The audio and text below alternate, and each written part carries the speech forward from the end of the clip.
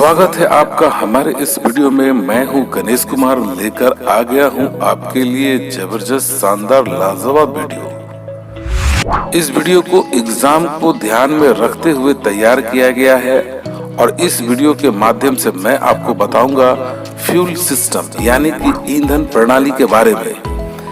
Petrol engine और diesel engine में ईंधन के द्वारा कैसे ईंधन को जलाकर पावर को तैयार किया जाता है, इसके बारे में विस्तार से जानकारी मैं आपको दूंगा। उससे पहले अनुरोध है कि जो हमारे वीडियो में नए हैं, इस वीडियो में पिछली वीडियो का सारा लिंक दिया हुआ है, वहां से जाएं और पिछली वीडियो को देखें और अपनी जानकारी को बेहतर करें। अगर आपको वीडियो अच्छा लगता है, अगर आपकी जानकारी बढ़ता है, तो प्लीज इसे लाइक करें और अपने दोस्तों को शेयर करें और कमेंट में जरूर इसका जवाब दें। तो समय को बचाते हुए शुरू करते हैं वीडियो को। चलिए आइए जानते हैं फ्यूल सिस्टम यानी कि ईंधन प्रणाली के बारे में। चलिए आइए जानते हैं फ्यूल सिस्टम के बारे में, जिसे कहते हैं ईंधन प्रणाली। अब यहाँ इस प्रणाली को जानने से पहले हमको ये जानना बहुत ही जरूरी है कि आखिर ईंधन क्या होता है। देखिए, ईंधन के रूप में पेट्रोल और डीजल का इस्तेमाल करते हैं और मैंने पिछले वीडियो में आपको बताया था कि इंटरनल कंबशन इंजन में यानी कि आंतरिक दहन इंजन में ईंधन को यानी कि पेट्रोल या डीजल को सिलेंडर के अंदर यानी कि इंजन के अंदर ही जलाकर खत्म कर दिया जाता है, जिससे पावर तैयार होता है। तो अब यहाँ ईंधन के रूप में पेट्रोल और डीजल है, लेकिन ये पेट्रोल और डीजल का स्रोत क्या है, ये कहाँ से मिलता है, ये भी एक बहुत बड़ा मुद्दा है, सवाल है, जानने की जरूरत है आपको। देखिए, ये मिलता है हमको क्रूड ऑयल के द्वारा। क्रूड ऑयल हमें मिलता है जमीन के अंदर से। जमीन के अंदर से सबसे पहले क्रूड ऑयल निकलता है, फिर उसे रिफाइनरी के द्वारा अलग अलग टेम्परेचर पर उससे बहुत सारे पेट्रोलियम निकलता है, जैसे ग्रीस निकलता है, डीजल निकलता है, पेट्रोल निकलता है, केरोसिन निकलता है। ये सब उसी क्रूड ऑयल से निकलता है अलग अलग टेम्परेचर पर। उसके बाद फिर इसे हम लोग लेकर और भी रिफाइनरी करते हैं। जैसे रिफाइनरी करने के बाद हमें जो ईंधन मिलता है उसे हम कहते हैं regular grade petrol, super premium grade petrol और प्रीमियम ग्रेड पेट्रोल। इसे हम व्यावसायिक ईंधन के भी नाम से जानते हैं और ये हमें मिलता है पेट्रोल पंप पर। हम पेट्रोल पंप पर जाते हैं अपने गाड़ी को लेकर, आपके पास बाइक हो या कार हो, जो भी हो, उसे लेकर आप जाते हैं और पंप पर ईंधन को भरवाते हैं आप। तो जिस जगह पे आप ईंधन को भरवाते हैं यानी कि फ्यूल टैंक में फ्यूल को भरवाते हैं, तो ये फ्यूल सिस्टम का शुरुआत यहीं से होता है, फ्यूल टंकी से होता है। अब फ्यूल टंकी से ईंधन बहुत सारे व्यवस्थाओं से, रास्ता से होकर इंजन तक पहुंचता है और इंजन में जाकर यानी कि कंबशन चैम्बर में जाकर जलकर खत्म होता है, यानी कि पावर को डेवलप करता है। तो जहां ये जलकर खत्म हो जाता है, ये सिस्टम वहीं रुक जाता है, यानी कि वहीं खत्म हो जाता है। तो फ्यूल सिस्टम ईंधन प्रणाली का शुरुआत फ्यूल टंकी में होता है और कंबशन चैम्बर में जाकर ये खत्म हो जाता है। अब इसके बीच बीच में बहुत सारे माध्यम है, बहुत सारे रास्ते हैं, बहुत सारे भाग हैं, उसको हमको जानना है। और एक चीज जानना है कि ईंधन के चलने की व्यवस्था, उसके जाने का माध्यम, रास्ता, ये कितने तरीके का है। अब ये आप देख लीजिए कि ईंधन दो तरीके से सप्लाई किया जाता है वाहनों में। एक का नाम है ग्रेविटी फीड सिस्टम और दूसरा का नाम है फोर्स फीड सिस्टम। अब आपके घर में बाइक होगा तो आप अक्सर ध्यान दीजिए कि बाइक में आप देखिएगा कि पेट्रोल टंकी ऊपर है, जस्ट उसके ठीक नीचे इंजन लगा होता है। अब यहाँ पर इसे कहते हैं ग्रेविटी फीड सिस्टम, यानी गुरुत्वाकर्षण के सिद्धांत पर यहाँ काम करता है। कैसे?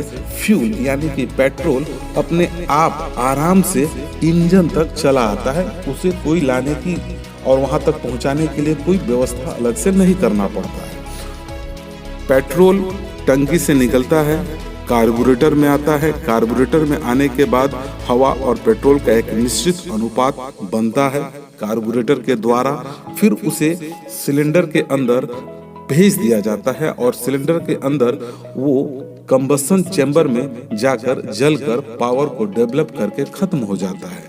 तो ये हो गया ग्रेविटी फीड सिस्टम, याद रखिएगा। उसके बाद एक और सिस्टम है, व्यवस्था है, जिसे हम कहते हैं फोर्स फीड सिस्टम, यानी कि बलपूर्वक। अब ये कैसे है आप देखिए, आपके घर में कार हो, बस हो या ट्रक हो, नहीं भी है तो कोई बात नहीं, आप ध्यान दीजिएगा कि ट्रक में देखिएगा, बस में देखिएगा कि इंजन बहुत आगे होता है और उसका जो फ्यूल टंकी यानी कि जहां पर ईंधन भरते हैं, डीजल भरते हैं या पेट्रोल भरते हैं, वो इंजन से काफी दूरी पर होता है, यानी कि पीछे की ओर होता है। अब यहाँ पर ईंधन अपने आप बड़ी ही सुगमता से इंजन तक तो नहीं पहुंचेगा, क्योंकि आपका ग्रेविटी फीड सिस्टम में क्या था, बाइक में क्या था कि टंकी ऊपर था तो वहां से बड़ी आराम से इंजन तक ईंधन पहुंच गया। लेकिन यहाँ तो टंकी पीछे है और इंजन से डाउन में है, तो यहाँ तेल अपने आप से नहीं आता है। तो इसलिए यहाँ पर हम फ्यूल को बलपूर्वक खींचते हैं और खींचकर लाकर इंजन में देते हैं, सिलेंडर में देते हैं और कंबसन चैम्बर में जाकर ईंधन जलता है और पावर को तैयार करता है, उसके बाद खत्म हो जाता है। तो ये हो गया फोर्स फीड सिस्टम। ये सिस्टम के जरिए हम ईंधन को बलपूर्वक खींचते हैं। अब ये हो सकता है कार में भी, कार में आपको ये मिलेगा, आपके बस, ट्रक, डंपर, हाईवा, बड़े बड़े जो हैवी व्हीकल्स है, उस सभी में जो सिस्टम फ्यूल का चलने का है वो है फोर्स फीड सिस्टम। चलिए आइए जानते हैं पेट्रोल इंजन का ईंधन प्रणाली, fuel system of petrol engine. देखिए, पेट्रोल से चलने वाली गाड़ियां जैसे बाइक, कार आपने देखा होगा, लेकिन बाइक में जो हम फ्यूल भराते हैं पेट्रोल, कार में जो फ्यूल भराते हैं पेट्रोल, तो दोनों में हम लोग पेट्रोल डालते हैं, मगर दोनों विधि काम करती है, यानी कि दो फ्यूल सप्लाई सिस्टम काम करता है, यानी कि ग्रेविटी फीड सिस्टम और फोर्स फीड सिस्टम। देखिए, आपके बाइक में जो फ्यूल सप्लाई होता है कंबस्टन चैम्बर तक, वो ग्रेविटी फीड सिस्टम के तहत जाता है और कंबस्टन चैम्बर तक पहुंचकर जलता है। लेकिन कार जो है उसमें ग्रेविटी फीड सिस्टम काम नहीं कर पाता है, क्योंकि इंजन से काफी दूरी पर फ्यूल टैंक होता है और डाउन में होता है, तो उसमें फोर्स फीड सिस्टम लगाना पड़ता है। इसलिए कि फ्यूल को फ्यूल टंकी से बलपूर्वक खींचकर इंजन तक लाना पड़ता है, तो इसमें फोर्स फीड सिस्टम काम करता है। अब फोर्स फीड सिस्टम में क्या क्या और भी हिस्सा है देख लीजिए। देखिए, सबसे पहले फ्यूल टैंकी में आप पेट्रोल भरवाते हैं, फिर वहां से फ्यूल फिल्टर तक आता है। फ्यूल फिल्टर में फ्यूल आने के बाद वहां पर पेट्रोल में जो अशुद्धियां मिली होती है पेट्रोल पंप के द्वारा या और भी ट्रांसपोर्टिंग के जरिया, तो उस गंदगी को फ्यूल फिल्टर के द्वारा पूरी तरह से क्लीन किया जाता है, साफ किया जाता है उस फिल्टर के द्वारा। फिल्टर देखिए दो तरह का होता है, एक प्राइमरी फिल्टर और एक सेकेंडरी फिल्टर। प्राइमरी फिल्टर जो होगा वो कपड़े का होता है, जो फ्यूल में मिले हुए बड़े कण को रोक देता है अपने पास। उसके बाद वहां से प्राइमरी फिल्टर से फ्यूल यानी कि पेट्रोल साफ होने के बाद वो जाता है सेकेंडरी फिल्टर में। अब सेकेंडरी फिल्टर जो होगा वो पेपर का होता है, तो पेपर के ठीक बीच से पेट्रोल होते हुए दूसरी तरफ निकलता है, जिसके कारण होता ये है कि पेट्रोल के अंदर जो बारीक कण होते हैं वो भी वहां पर पूरी तरह से साफ हो जाता है। अब पेट्रोल आपका नीट एंड क्लीन बिल्कुल साफ हो चुका है। अब वहां से पेट्रोल फिल्टर होने के बाद FI पंप में जाता है। देखिए, पेट्रोल इंजन में जो FI पंप यूज किया जाता है उसे हम AC पंप कहते हैं। ये पंप पेट्रोल को फ्यूल टंकी से बलपूर्वक खींचकर लाकर आगे की ओर सप्लाई करता है।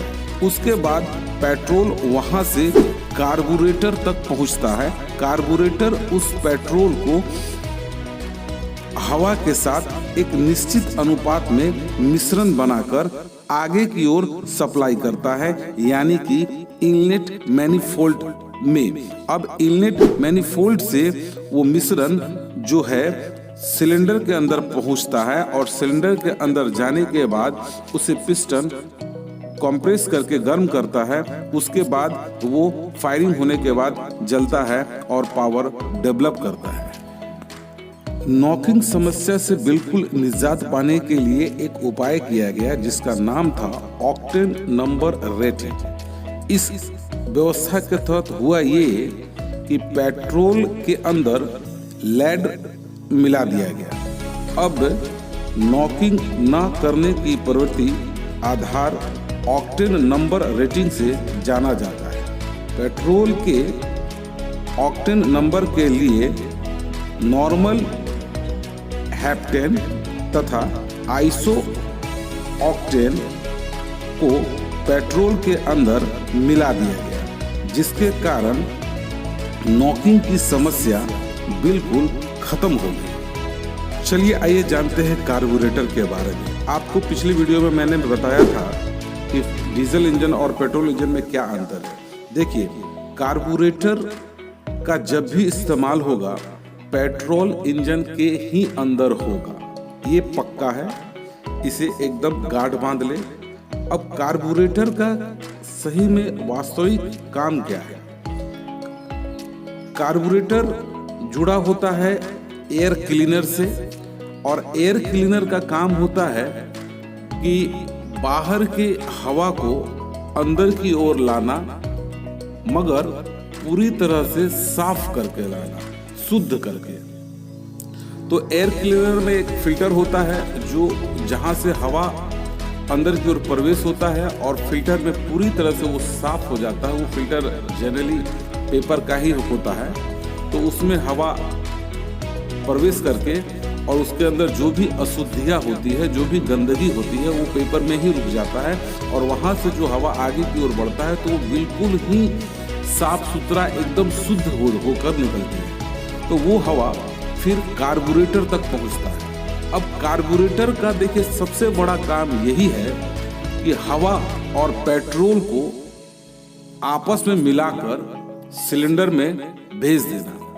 अब कार्बोरेटर का सबसे बड़ा काम यही है और उसका 3 सबसे बड़ा सिद्धांत है कार्बोरेटर का। ये पेट्रोल को इतना बारीक कण में मिलाता है जो एकदम बिल्कुल गैस का रूप ले ले, ठीक ना। और दूसरा, हवा और पेट्रोल का एक निश्चित अनुपात बनाना। ऐसा नहीं कि पेट्रोल की ज्यादा कर देना या कभी हवा को ज्यादा कर देना, नहीं। हवा अगर मान लेते हैं कि 80% है तो पेट्रोल 20% होगा। तो ये इसका एक निश्चित अनुपात होता है। तो इस अनुपात के अनुसार मिश्रण बनाना कार्बोरेटर का ही काम होता है। उसके बाद इंजन के प्रत्येक चाल के लिए उसके मांग के अनुसार अलग अलग ढंग का भी मिश्रण बनाने का काम कार्बोरेटर करता है। अब जैसे मान लीजिए कि गाड़ी के ऊपर, इंजन के ऊपर कोई लोड नहीं है, तो क्यों वो ज्यादा पेट्रोल दे, ईंधन ज्यादा जलाए? तो उस समय वो पेट्रोल की मात्रा को और कम कर देता है। जैसे ही इंजन पर लोड पड़ता है तो मिश्रण में पेट्रोल की मात्रा को वो बढ़ा देता है। ये सब कार्बोरेटर से ही होता है और कार्बोरेटर हमारे एक्सीलेटर से जुड़ा होता है। अगर आपके पास बाइक है तो आप जो हाथ से एक्सीलेटर देते हैं वो डायरेक्ट कार्बोरेटर में आकर हिट होता है। अगर आप कार यूज कर रहे हैं तो पैर से जो एक्सीलेटर आप दबा रहे हैं तो वो डायरेक्ट कार्बोरेटर पर जाकर हिट करता है। यानी कि ईंधन की मात्रा को घटाना और बढ़ाना ये कार्बोरेटर का ही रियल में काम होता है। चलिए आइए जानते हैं डीजल इंजन की ईंधन प्रणाली system, fuel system of diesel engine. अब मैं आपको जो बताने जा रहा हूं डीजल इंजन का फ्यूल सिस्टम के बारे में। इस सिस्टम में फ्यूल को फ्यूल टंकी से, यानी कि फ्यूल टंकी से डीजल को सिलेंडर तक, इंजन तक डीजल को पहुंचाया जाता है फोर्स फीड सिस्टम के द्वारा। यहां पर ग्रेविटी फीड सिस्टम नहीं काम करता है, क्योंकि इंजन आगे होता है और फ्यूल टंकी पीछे होता है। डीजल अपने आप तो इंजन तक आएगा नहीं, इसलिए डीजल टंकी से डीजल को बलपूर्वक फोर्स के द्वारा इंजन तक पहुंचाने का काम किया जाता है इस सिस्टम के द्वारा। अब आपके सामने जो फिगर दिख रहा है, इस फिगर को ध्यान से देखिए। आपको दिख रहा होगा टैंक। टैंक में डीजल हम भरवाते हैं, डालते हैं, स्टोर करके रखते हैं। वहां से डीजल आगे की ओर बढ़ रहा है और फीड पंप तक जाता है। अब ये फीड पंप क्या है? ये फीड पंप जो है FI पंप के साथ, यानी कि ठीक उसके जहां वो लगा है उसको कहते हैं इंजेक्शन पंप, यानी कि इंजेक्शन पंप के साथ फीड पंप लगा होता है और फीड पंप चलता है इंजेक्शन पंप के द्वारा, और इंजेक्शन पंप चलता है, यानी कि इसको चलाने का काम केम शाफ्ट का है, और केम शाफ्ट को चलाने का काम क्रैंक शाफ्ट का है, और क्रैंक शाफ्ट को चलाने का काम पिस्टन का है। तो इस तरह से चलता है। तो जब इंजेक्शन पंप चलता है तो ये जो फीड पंप है, जो इंजेक्शन पंप के साथ लगा हुआ है, ये चलना शुरू करता है। अब रियल में फीड पंप फ्यूल को फ्यूल टंकी से बलपूर्वक खींचने का काम करता है और खींचकर आगे की ओर भेज देता है। तो वो देखिए फिल्टर में आता है। अब फिल्टर में फ्यूल आता है। पिछले मैंने अभी तुरंत थोड़ा देर पहले ही बताया आपको कि फ्यूल फिल्टर में आता है और फिल्टर उस फ्यूल में मिली हुई अशुद्धियां यानी गंदगी को साफ करने का काम करता है। अब फिल्टर के द्वारा फ्यूल पूरी तरह से फिल्टर होकर शुद्ध हो जाता है, साफ हो जाता है। फिर वहां से डीजल फिर इंजेक्शन पंप में आता है, यानी कि फ्यूल इंजेक्शन पंप, जिसे शॉर्ट में हम FI पंप भी कहते हैं। अब FI पंप में फ्यूल आता है। अब FI पंप जो है, मैंने बताया आपको कि इसे केम शाफ्ट चलाता है। तो जब FI पंप का डीजल इंजन में बहुत बड़ा रोल है। ये इंजन के फायरिंग ऑर्डर के अनुसार फ्यूल को आगे की ओर सिलेंडर में, यानी कंबस्शन चेंबर में भेज देता है। अब ऊपर की ओर निकल रहा है फ्यूल, तो फ्यूल देखिए आपको दिख रहा होगा इंजेक्टर को सप्लाई कर देता है। अब ये इंजेक्टर क्या करता है कि फायरिंग ऑर्डर के अनुसार सिलेंडर के अंदर डीजल को हाई प्रेशर के साथ इंजेक्ट कर देता है। मतलब कि इतना हैवी प्रेशर के साथ इंजेक्ट करता है। प्रेशर करीबन 1500 से 2000 पाउंड पर इंच के हिसाब से होता है। तो वो एक गैस का रूप ले लेता है, और जिसके कारण गर्म हवा के संपर्क में जैसे ही डीजल आता है तो वहां पर एक जोरदार ब्लास्ट होता है और ईंधन जलता है और गैस फैलता है, और वो गैस पिस्टन के ऊपर पूरा दबाव डालता है और पिस्टन नीचे की ओर चलता है, जिससे मैकेनिकल काम सारा संभव हो जाता है। तो ये है आपका डीजल इंजन का ईंधन प्रणाली। अब इस प्रणाली में आप पूरी तरह से देख रहे हैं। अब इसमें आपको देखना इस चीज को है, इसमें इंजेक्शन पंप और इंजेक्टर के बारे में खास तौर से जानना है आपको। तो अब आपका जो इंजेक्शन पंप है, ये जो है, चलिए आइए बात करते हैं FI पंप और इंजेक्टर के बारे में। देखिए, उससे पहले थोड़ा सा बात कर लेते हैं हम लोग फीड पंप के बारे में। फीड पंप जो है वो FI पंप के साथ जुड़ा होता है, जिसे हम ट्रांसफर पंप के नाम से भी जानते हैं, फीड पंप। अब इस फीड पंप यानी कि ट्रांसफर पंप, रियल में इसका काम इतना ही है कि फ्यूल टैंकी से फ्यूल को यानी कि डीजल को खींचकर बलपूर्वक आगे की ओर फिल्टर की ओर सप्लाई कर देना। ये ट्रांसफर पंप का काम है, जिसे हम फीड पंप भी कहते हैं। फिगर में आप देख लें। अब जो हमको बात करना है स्पेशल फ्यूल इंजेक्शन पंप यानी कि FI पंप। डीजल इंजन का सबसे बड़ा पहचान यही है, FI पंप और इंजेक्टर। अब काम के अनुसार फ्यूल इंजेक्शन पंप यानी कि शॉर्ट में इसे कहते हैं FI पंप, ये 3 तरीके का है, 3 प्रकार का है। एक का नाम है मास्टर फ्यूल इंजेक्शन पंप, दूसरे का नाम है डिस्ट्रीब्यूटर फ्यूल इंजेक्शन पंप। देखिए, सबसे शुरुआत में मास्टर फ्यूल इंजेक्शन पंप बना था, उसके बाद डिस्ट्रीब्यूटर फ्यूल इंजेक्शन पंप बना था। तो इसका इन दोनों का काम करने का जो ढंग था बहुत ही पेचीदा था। अक्सर ये कोई ना कोई इनके अंदर कमी होता था, जिसके चलते इंजन सही ढंग से काम नहीं कर पाता था। इसलिए इसका इस्तेमाल आज के दौर में नहीं होता है, इसलिए इसके ऊपर हम ज़्यादा बात नहीं करेंगे क्योंकि वीडियो ज़्यादा लंबा हो जाएगा। लेकिन आज के समय में वर्तमान जीवन में जो पंप बेहतर चल रहा है, ज़्यादा चल रहा है, उसी के ऊपर डीजल इंजन टिका हुआ है, उसके बारे में बात करते हैं। उसका नाम है इंडिविजुअल फ्यूल इंजेक्शन पंप। ये अभी वास्तविक में पूरा कामयाब पंप है और कंप्लीट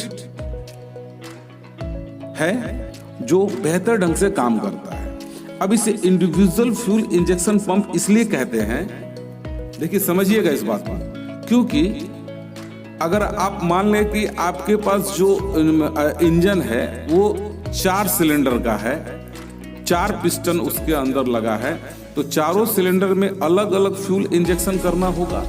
तो चारों सिलेंडर के लिए इस फ्यूल इंजेक्शन पंप में 4 बैरल और प्लंजर होता है, जो चारों के लिए अलग अलग फ्यूल को इंजेक्ट करता है इंजन के फायरिंग ऑर्डर के अनुसार। यानी कि 4 सिलेंडर है तो ये FI पंप चारों को कंट्रोल करेगा फायरिंग ऑर्डर के अनुसार, इसलिए इसका नाम रखा गया है इंडिविजुअल फ्यूल इंजेक्शन पंप। और ये पूरी तरह से कामयाब पंप है। इसमें कुछ पार्ट्सों का नाम है, जैसे barrel, plunger, control sleeve, control rack या रॉड, डिलीवरी वाल्व स्प्रिंग, केम, शाफ्ट और गवर्नर। देखिए, ये जो है पार्ट्स में जो बोला, ये FI पंप के अंदर लगा होता है और ये सारा पार्ट्स मिलकर एक साथ काम करता है, तब ये इंडिविजुअल फ्यूल इंजेक्शन पंप सही ढंग से काम करता है। अब इसके अंदर जो गवर्नर है, गवर्नर का एक अहम रोल है। ये गवर्नर तय करता है कि किस समय किस अनुपात में डीजल को आगे की ओर सप्लाई करना है, वो कंट्रोल करने का काम करता है। बाकी इसके अंदर सभी पार्ट्सों का अलग अलग ढंग से काम होता है। देखिए, FI पंप यानी कि फ्यूल इंजेक्शन पंप लगातार इंजन के साथ चलने के कारण इसमें कुछ खराबियां आ जाती है, जैसे फ्यूल को जिस मात्रा में भेजना है उसमें अंतर आता है, जिस प्रेशर में इंजेक्टर के पास भेजना है प्रेशर में अंतर आ जाता है, तो इंजन के ऊपर दबाव आ जाता है, इंजन अधिक अच्छे ढंग से पावर तैयार नहीं कर पाता है। तो उस हालात में FI पंप बीमार हो जाता है, तो उसे ठीक करने के लिए हम उसे फेजिंग एंड कैलिब्रेशन मशीन पर चढ़ाकर उसका ट्यूनिंग करते हैं। अब इस मशीन के द्वारा फ्यूल की मात्रा को सेट किया जाता है और उसके प्रेशर को सेट किया जाता है। फ्यूल की मात्रा यानी कि जैसे एक निश्चित फ्यूल अगर जाना है तो सभी सिलेंडर में जाना है, तो ये भेजने का काम FI पंप का है। ऐसा नहीं होना चाहिए कि 1 नंबर नज़दीक में है तो उसमें ज़्यादा डाल दे और 4 नंबर दूर है तो उसको कम भेज दे, तो ये तो बेईमानी हो जाएगा। तो 1 से 2, 2 से 3 और 3 से 4 चारों सिलेंडर में अगर फ्यूल को भेजना ही है तो एक निश्चित मात्रा में, निश्चित अनुपात में ही भेजना है। ये इसकी ड्यूटी है और ये ड्यूटी इसको हमेशा करना है। उसके बाद प्रेशर चारों में सही ढंग से भेजना है, ये भी इसका सबसे बड़ा रोल है। तो फिर जब इस तरह का प्रॉब्लम अगर आ जाता है तो उसे ठीक करने के लिए फेजिंग एंड कैलिब्रेशन मशीन के द्वारा सेट किया जाता है इसके ट्यूनिंग को और फिर पुनः इसे इंजन में लगा दिया जाता है। अब बात करते हैं इंजेक्टर के ऊपर, जिसे हम ऑटोमाइजर के नाम से जानते हैं। देखिए, डीजल इंजन का ये सबसे बहुमूल्य पार्ट्स है और ये सबसे बड़ा पहचान है इसका, डीजल इंजन का। अब इंजेक्टर का सही में काम है, ये लगा होता है इंजन के टॉप पे यानी कि सिलेंडर हेड में और ठीक कंबस्टन चेंबर के हिस्से पर। तो ये जब पिस्टन पावर स्ट्रोक में होता है और जिस समय पावर चाहिए होता है तो ठीक उसी समय इंजेक्टर फ्यूल को हाई प्रेशर के साथ गर्म हवा के ऊपर फ्यूल को इंजेक्ट करता है। करीबन 1500 से 2000 पाउंड पर इंच के हिसाब से, यानी कि डीजल पूरी तरह से गैस का रूप ले लेता है और वो हवा के संपर्क में आने से जोरदार विस्फोट करता है।